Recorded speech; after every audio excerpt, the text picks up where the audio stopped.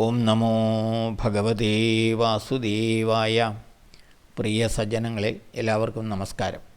സത്സംഗവേദിയിൽ നമ്മൾ ശ്രീമദ് ഭഗവത്ഗീതയിലെ 17-ാം അധ്യായമായ ശ്രദ്ധാത്രയ വിഭാഗയോഗത്തിലെ 20 ശ്ലോകങ്ങൾ പൂർത്തിയാക്കി. ഇന്ന് നമുക്ക് 21-ാമത്തെ ശ്ലോകം നോക്കാം. യത് തു പ്രത്യുപകാരാർത്ഥം ഫലമുദ്ദിശ്യ വാ പുനാ ദീയതേ ച പരിക്ലിഷ്ടം തദ്രാജസമുദാഹൃതം.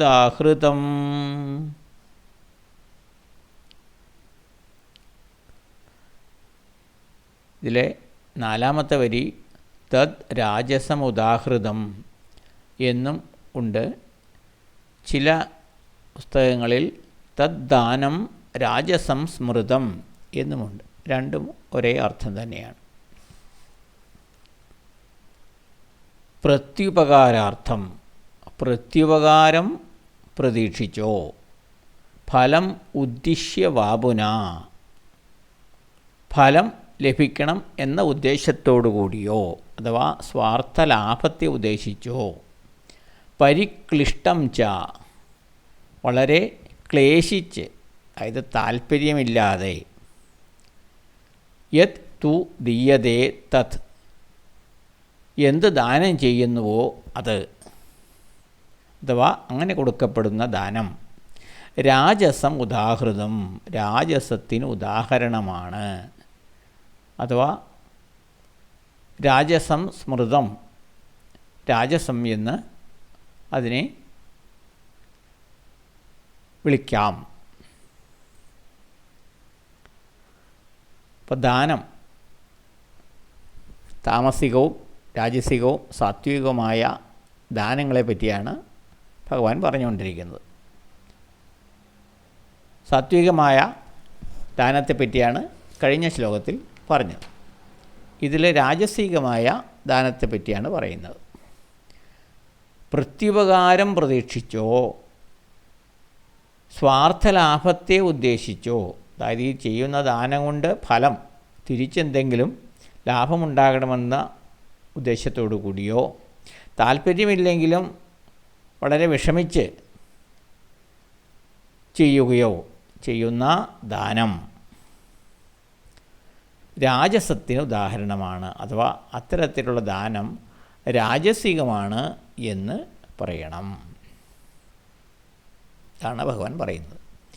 പ്രത്യുപകാരം അല്ലെങ്കിൽ മറ്റു തരത്തിലുള്ള ലാഭങ്ങൾ തിരിച്ചു കിട്ടുമെന്ന് പ്രതീക്ഷിച്ചുകൊണ്ട് ദാനധർമ്മങ്ങൾ ചെയ്യുന്നവരുണ്ട്. ഉദാഹരണം, നമ്മുടെ നാട്ടിലെല്ലാമുള്ള ചില നന്മ മരങ്ങളുണ്ട്.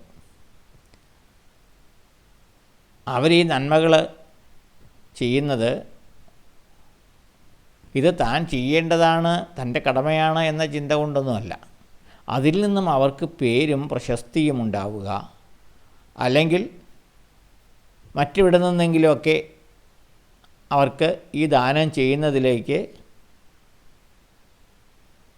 സ്വരുക്കൂട്ടുക. അതിൽ നിന്ന് ഒരു പങ്ക് കൊടുത്താൽ മതി അവർക്ക്, ബാക്കി അവർക്ക് സ്വന്തമായി എടുക്കാം. അപ്പോൾ അങ്ങനെ എന്തെങ്കിലും സ്വന്തമായി ഫലം പ്രതീക്ഷിച്ചുകൊണ്ട്, ലാഭം പ്രതീക്ഷിച്ചുകൊണ്ട് ദാനധർമ്മങ്ങളുടെ മൊത്തം കച്ചവടക്കാരായിട്ട് നടക്കുന്നവരുണ്ട്. അവരെയാണ് നമ്മളിവിടെ നന്മ മരങ്ങളെന്നൊക്കെ പറയുന്നത്. സ്വയം ഒരു നന്മയുടെ പ്രതീകമായിട്ട്, എന്നാൽ അതിൻ്റെ പിന്നിലുള്ള ഉദ്ദേശം അവരുടെ തന്നെ സാമ്പത്തിക ലാഭമാണ്. അപ്പോൾ അത്തരത്തിലേക്കുള്ള ദാനങ്ങൾ ചെയ്യുന്നത് അതൊക്കെ രാജസികമായ ദാനങ്ങളാണ്. അതുപോലെ മറ്റുള്ളവർക്ക് ദാനം തനിക്കുള്ളതിൽ നിന്ന് മറ്റുള്ളവർക്ക് അങ്ങനെ കൊടുക്കുന്നതിൽ വലിയ താല്പര്യമൊന്നുമില്ലെങ്കിലും മനസ്സില്ലാമനസ്സോടെ മറ്റുള്ളവർ എന്ത് കരുതുമെന്ന് ചിന്തിച്ചുകൊണ്ട് ദാനം ചെയ്യുന്നവരുണ്ട്. അവർ യഥാർത്ഥത്തിൽ സ്വമനസ്സാലെയല്ല ചെയ്യുന്നത്, ആത്മാർത്ഥമായിട്ടല്ല ചെയ്യുന്നത്. മറ്റുള്ളവർ എന്ത് കരുതുമെന്ന് ചിന്തിച്ച് അതിൽ താല്പര്യമില്ലെങ്കിലും ദാനം ചെയ്യുന്ന ഒരു വിഭാഗമുണ്ട്. അത്തരത്തിലുള്ള ദാനവും രാജസികമാണ് എന്ന് വേണം പറയാൻ.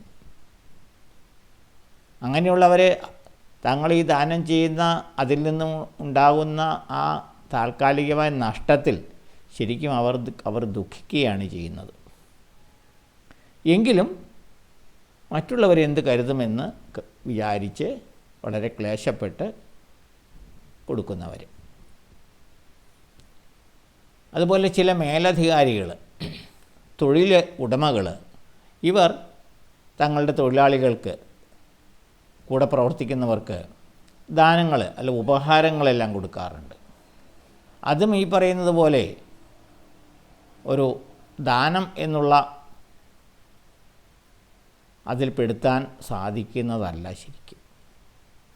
അവരതിൽ നിന്ന് നന്ദിയും കടപ്പാടുമായി പല മടങ്ങ് തിരികെ കിട്ടണമെന്ന് ആഗ്രഹിച്ചാണ് ഇതൊക്കെ ചെയ്യുന്നത്.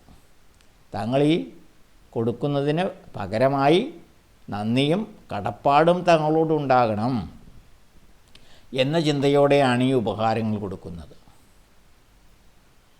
അത്തരത്തിലുള്ള ഈ ദാനങ്ങളും സാത്വികമല്ല, രാജസികമായി വേണം കണക്കാക്കുവാൻ. അപ്പോൾ ഇത്തരത്തിൽ രാജസികമായ ദാനങ്ങൾ എന്താണ് എന്നാണ് ഭഗവാൻ പറയുന്നത്. അടുത്ത ശ്ലോകം നമുക്ക് അടുത്ത ദിവസം നോക്കാം. എല്ലാവർക്കും നന്ദി, നമസ്കാരം. ഓം നമോ ഭഗവതേ വാസുദേവായ.